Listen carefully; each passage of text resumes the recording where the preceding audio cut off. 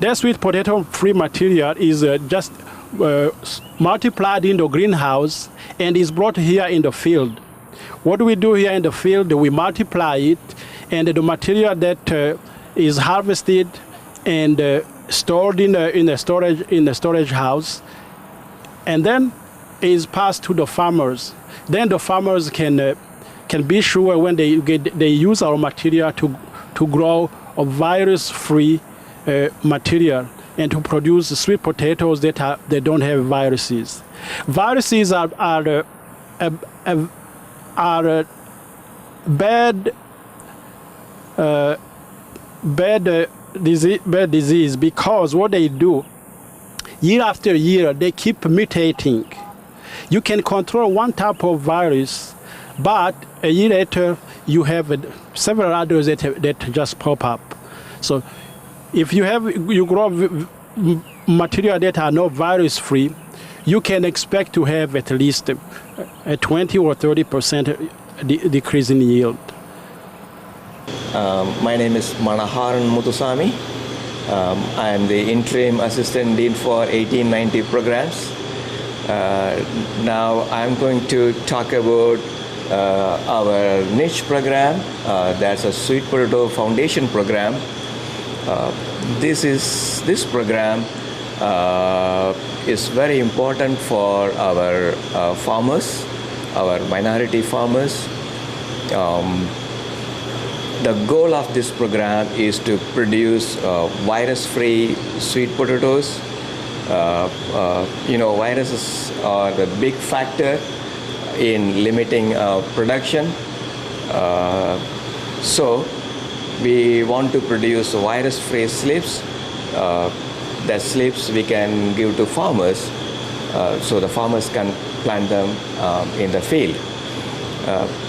The main problem here is, the accumulation of viruses in the tubers. So usually the farmers save the tubers for season to season.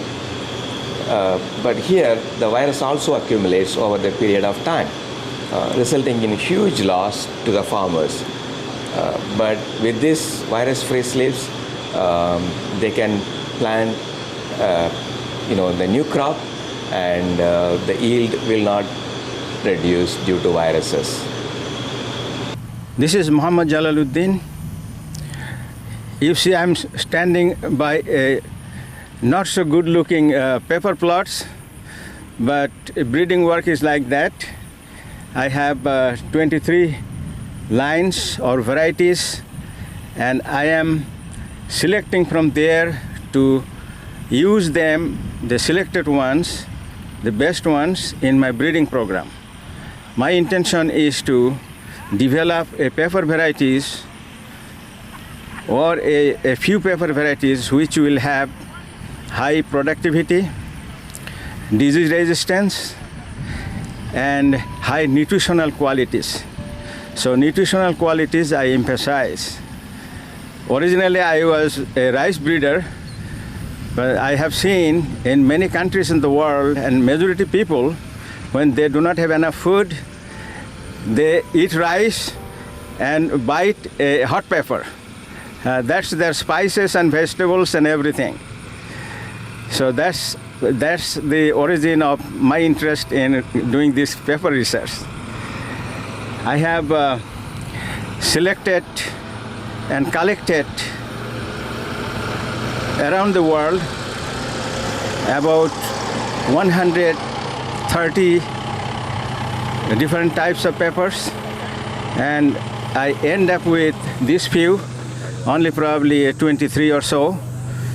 But I'm hoping that in next few years I will be able to select my breeding genotypes that I will be using in breeding new varieties.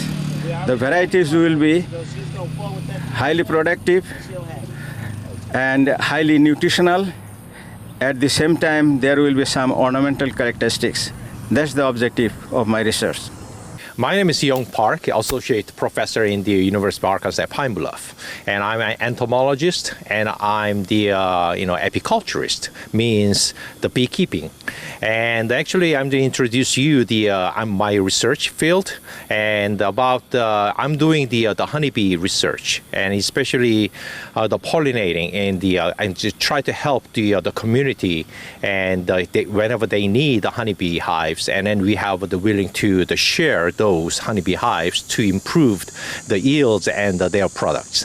And also we have the black and gold and the bee clubs in the university levels. So anyone, it doesn't matter about your major, and everybody is welcome as a club.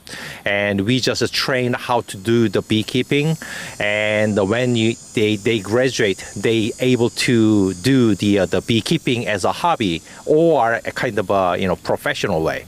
So that is what I'm doing here.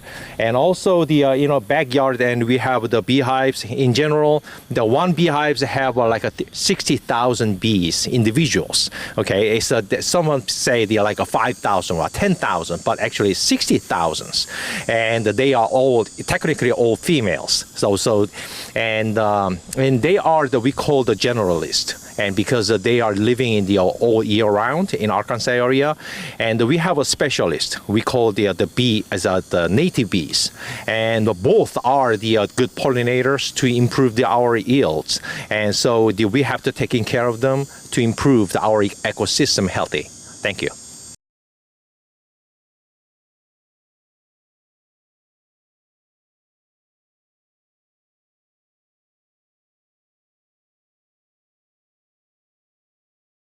All right, I'm Joe Ivy with the University of Arkansas at Pine Bluff, and my responsibility here is the high tunnels where I produce vegetables.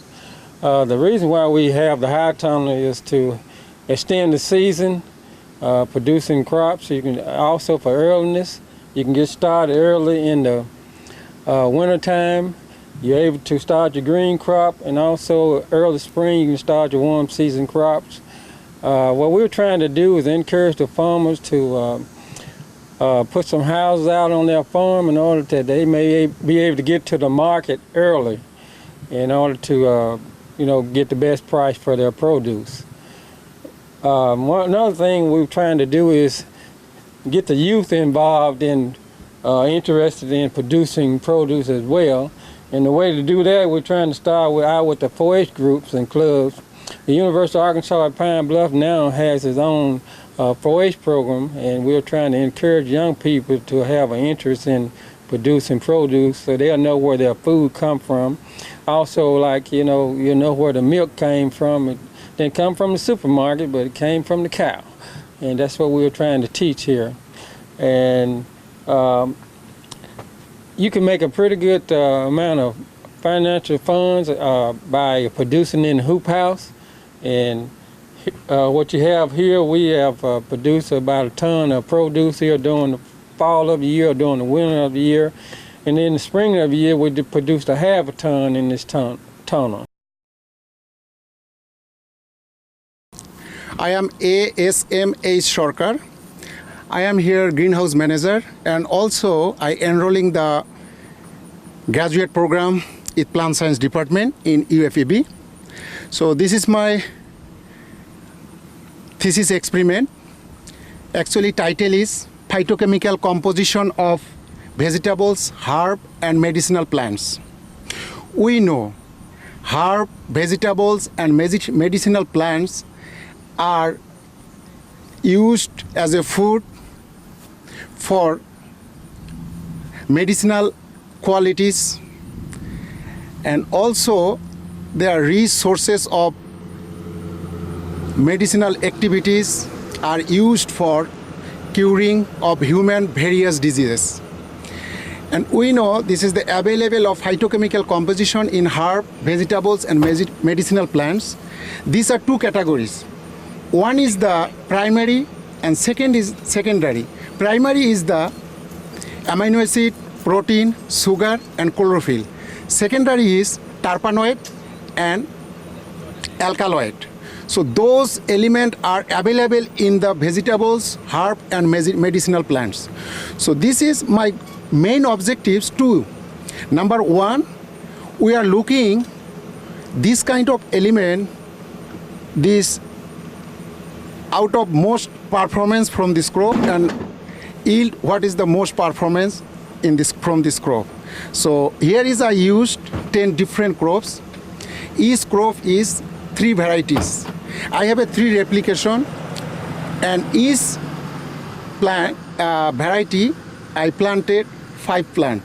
I collected data from 3 plant, and finally I need to average data. Then I will do writing for my thesis. First of all, my name is Sean Francis. I'm the horticulture extension specialist here. This is just a demonstration of different technologies that can be used in the hoop house. We've tried to utilize a flat bed arrangement, then a raised bed with black plastic, and the raised bed with straw. So the black plastic and the straw is ideally set up to help control weeds, and the flat bed, it was without any control. That was just with no plastic, no mulch. Basically what we found was that the raised bed with mulch gave us a better plant growth, and the raised bed with the black plastic, we had issues with too much heat being generated under the plastic and burning off some of the plants. We're now in the middle of harvesting and collecting data on the yield. So that's something that at the end of the season or the end of the cycle in here, we'll compile those figures and be able to present to our farmers, what's the best method of producing particularly squash in these hoop houses. So what I want to show you is this lab is, as you see, value-added product lab, meaning you add value to fruits and vegetables because raw fruits and vegetables, they don't last long. So if you process them a little bit, like we did here, it'll last longer, and also you can make some more profit out of it. Some examples are here. Well, mostly I use research crops other faculty grow in our research field. So for example, red pepper and sweet potato, apples, blackberry, whatever, southern peas. So whenever they harvest them, I always ask them to bring them over here so that we can make some product out of their crops. Well, another example is one of the farmer brought okra, and he and I work with a dehydrated okra, and I made this one sweet and spicy back in 2013. So you don't want to try these because this is for display. Whenever we have a tour, people just keep opening and eat them. But these are old because whenever they come, they grab them when they leave. So these are all only display. So you don't want to eat them. But make sure you grab sweet potato chips when you leave. These are freshly made, so you can eat them. And these sweet potato chips, we have two different flavor. One is sweet potato chips spicy, and then sea salt flavor. Okay, so you can try both. If you don't like spicy, and you can just try sea salt. All right, so what we do here, utilizing these some processing equipments. So when they bring, say, red peppers, and we process them in this behind the curtain, and so we process them and we can them or bottle them or grind them, dehydrate them, so that kind of things we do. And so these are some products. You see here, there are different hot pepper, the color. So we made hot pepper sauce, like green hot pepper sauce, red, and this yellow color and peach color hot peppers, and yeah, we use sweet potato flour. What we did was we chopped them into small pieces, and then we dehydrate them, and then we grind them in a food meal to make sweet potato flours. These wines, apple wine, muscadine wine, blackberry wine. I don't have a sweet potato wine right now, but we try to do more sweet potato wine soon. So I'm trying to work on sweet potato product. So when we have an event like this, 2 years back, we did a lot of sweet potato fries. And we did some special thing on it to make it crispier. So we just coat them with some kind of batter. It's a commercial batter to make them really crispy after deep fry them.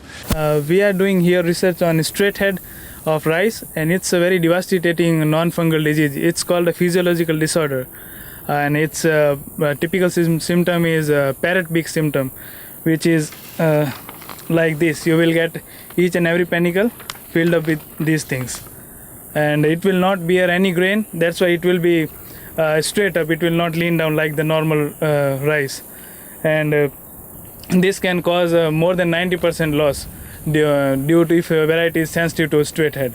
And its symptoms are similar to arsenic injury to rice plant. And here we are doing to mitigate the effect of straight head of rice, and we are using calcium to decrease the straight head, and analyzing the temperature effect on straight head as well.